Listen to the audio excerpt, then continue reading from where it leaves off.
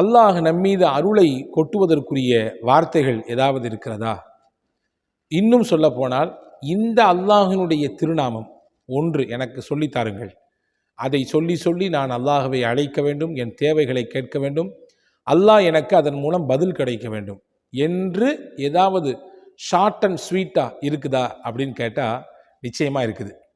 அந்த வார்த்தைகளைத்தான் இன்று இந்த காணொளியில் படிக்கப் போகிறோம்.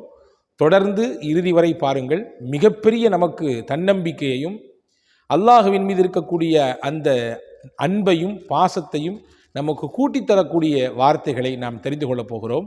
வாருங்கள் காணொளிக்குள்ளே போகலாம். நபிகள் பெருமானார் ஸல்லல்லாஹு அலைஹி வஸல்லம் அன்னவர்கள் அறிவிக்கக்கூடிய ஒரு ஹதீஸ், சையதுனா அபு ஐயாஷ் இப்னு ஸைத் இப்னு சாமித் ரலியல்லாஹு அன்ஹு அவர்கள் இந்த ஹதீஸினுடைய அறிவிப்பாளராக இருக்கிறாங்க. திருமிதி ஷரீஃபிலே இந்த ஹதீஸ் பதிவாக இருக்கிறது. இந்த அபு ஐயாஷ் ரலியல்லாஹு அன்ஹு என்ற சஹாபி ஒரு நாள் தொழுதுட்டு இருக்கிறாங்க. தொழுது முடிச்சுட்டு எல்லாருமே என்ன செய்வோம்? துவா செய்வோம் இல்லையா? எந்த தொழுகைக்கு பின்னாலும் துவா கண்டிப்பாக இருக்க வேண்டும். ஆனால் இன்னைக்கு அவசரத்தில் பல பேர் எப்பண்டா இமாம் சலாம் கொடுப்பாருன்னு சொல்லி சலாம் கொடுத்த கையோடு எந்திரிச்சு ஜமாத்தை அப்படி களைச்சி விட்டுட்டு ஓடுறத வெளியே போகிறத பார்க்குறோம். ஆனால் தொழுகைக்கு பிறகு அந்த தொழுகையின் அங்கீகாரமே துவாவில் இருக்கிறது. இப்போ இந்த சஹாபி அபு ஐயாஷ் ரலியல்லாஹு அன்ஹு அவர்கள் தொழுது முடிச்சுட்டு துவா செய்கிறாங்க. என்ன துவா செஞ்சாங்க அப்படின்னா அந்த ஹதீஸை தொடரிலே படிக்கிறேன் பாருங்கள். அல்லாஹும்ம இன்னலக்கல் ஹம்த் லா இலாஹ இல்லா அன்த யா ஹன்னான் யா மன்னான் யா பதீஅஸ் ஸமாவாதி வல் அர்த் யா ஸல் ஜலாலி வல் இக்ராம். இதான் சொன்னாங்க. 5 அல்லாஹுவினுடைய முக்கியமான திருநாமங்களை கொண்டு துவா செஞ்சிருக்காங்க. அல்லாஹும்ம இன்னலக்கல் ஹம்த், யா அல்லாஹ் உனக்கு எல்லா புகழும். நீ எப்படிப்பட்டவன்? லா இலாஹ இல்லா அன்த, உன்னை தவிர வணங்குவதற்கு தகுதியானவன் உலகத்தில் யாருமே இல்லை. யா ஹன்னான் யா மன்னான், அதிகப்படியான இரக்கம் உள்ளவன், அடியார்கள் மீது அருளை அப்படியே அள்ளி அள்ளி கொட்டக்கூடியவன்.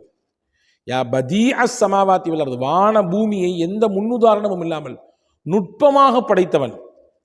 அதே போன்று யா ஸல் ஜலாலி வல் இக்ராம், கண்ணியமும் மகத்துவமும் பொருந்தியவன் நீ. இந்த வார்த்தைகளை கொண்டு அவர் அல்லாஹ்வை துவா செய்வதற்கு முன்னால் இப்படி புகழுகிறார். துவாவுடைய முறையை எடுத்த உடனே நம்ம அல்லாஹ்ட்ட கேட்கக்கூடாது. கையேந்தி யா அல்லாஹ் அதை கூட இதை கூட கேட்கக்கூடாது. முதல்ல அல்லாஹ்வை புகழணும். நபி ஸல்லல்லாஹு அலைஹி வஸல்லம் ஸலவாத்து சொல்லணும். அதற்கடுத்து அல்லாஹ்வை புகழணும். அல்லாஹ்வை புகழ்ந்து ரசூலுல்லாஹி ஸலவாத்து சொன்ன பின்னாடி தான் நம்முடைய துவாவையும் கேட்கணும். ஹதீஸில் வந்திருக்கிறது, ஒரு சஹாபி போய் தொழுது முடிச்சு உடனே அல்லாஹ்ட்ட கையேந்து துவா செஞ்சாராம்.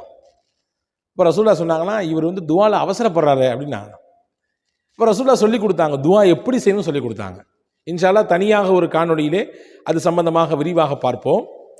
இங்கே இவர் துவாவை கேட்பதற்கு முன்னால் இப்படியான அல்லாஹுவின் புகழ் திருநாமங்களை சொல்லியிருக்கிறார். ரசூலுல்லாஹ் சொன்னாங்க, இதை கேட்டுட்டு சொன்னாங்க, லக்கத் தஅல்லாஹ பி இஸ்மிஹில் ஆலம், இவர் அல்லாஹ்வை எப்படி அழைத்து விட்டார் தெரியுமா? அவனுடைய இஸ்முல் ஆலமை கொண்டு அழைத்து விட்டார். அல்லாஹ்விற்கென்று மகத்துவமான ஒரு பெயர் இருக்கிறது.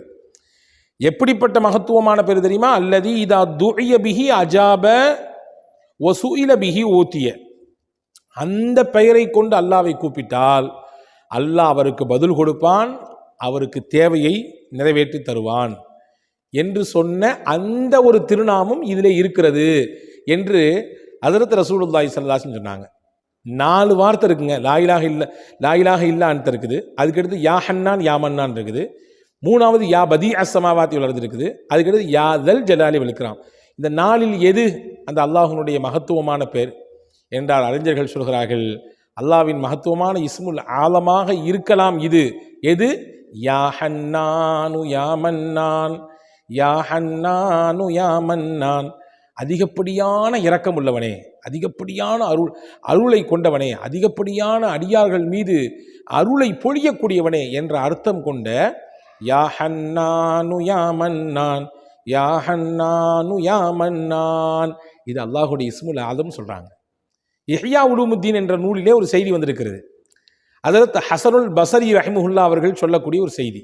இது இன்னுமா இந்த வார்த்தை இன்னும் நம்மளுக்கு இந்த விஷயத்தை உறுதிப்படுத்துது பாருங்களேன். அல்லாஹு தாலா நரகத்திலே ஒரு மனிதரை 1000 ஆண்டுகள் போட்டு வேதனை செய்தானாம். அவர் செய்த பாவத்திற்கு, அவர் செய்த குற்றத்திற்கு தண்டனையாக நரகில் போட்டு அவரை வேதனை செய்தான். உச்சகட்டமாக அந்த வேதனைகளை எல்லாம் கடந்து அந்த 1000 வருடத்தை நெருங்கக்கூடிய நேரத்திலே அந்த மனிதருக்கு இப்படி ஒரு யோசனை வந்துச்சான். அல்லாவை இப்படி சொல்லி அழைச்சாராம், யா ஹன்னானு யா மன்னான், யா ஹன்னானு யா மன்னான், இப்படி சொல்லி அழைச்சாராம்.